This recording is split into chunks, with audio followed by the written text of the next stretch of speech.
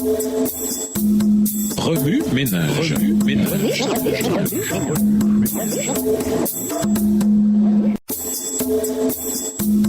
Remue ménage. Bienvenue dans votre émission Remue ménage. Nous voilà à la leçon de mercredi, invité, au-delà de la révélation. Au-delà d'une interprétation ou d'une méthode systématique pour établir la vérité, l'étude de la Bible pour connaître la volonté de Dieu est essentiellement la découverte de l'esprit et du cœur de Dieu. Alors que les livres religieux et théologiques et même des guides d'étude de la Bible tels que celui-ci peuvent s'enliser dans tous ces rouages, la plus grande révélation ne concerne pas la véritable direction pour nos décisions, mais le révélateur même de cette direction. Oh, combien il lui tarde de nous révéler totalement son esprit et son cœur. Il l'a fait à la création en révélant la beauté de ses créations et de ses créatures à Adam. Il l'a fait pour Israël en lui révélant les instructions pour la construction du sanctuaire afin d'habiter au milieu de son peuple. Il l'a fait par les messages adressés aux prophètes pour qu'ils ramènent les cœurs à Dieu et les éloignent de leur égoïsme. Il l'a fait à l'incarnation en dévoilant le mystère de la divinité en tant qu'humanité. Il l'a fait à la croix lorsque les questions qui déchiraient l'univers ont été résolues alors qu'elles déchiraient aussi le cœur de Dieu.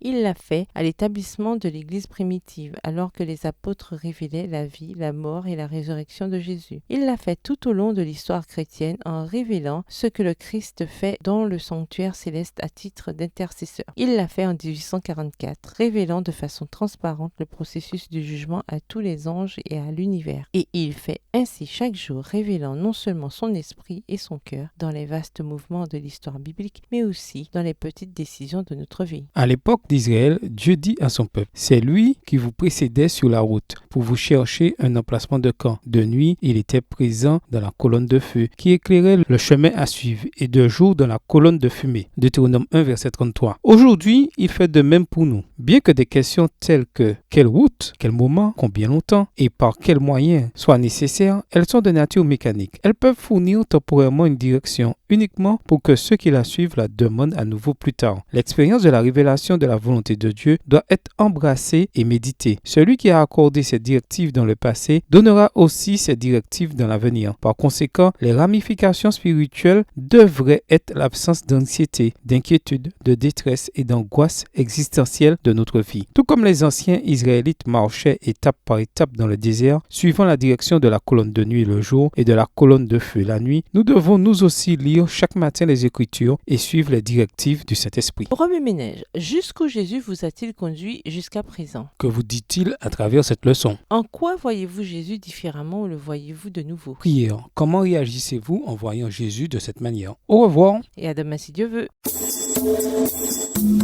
Remue ménage. Remue ménage.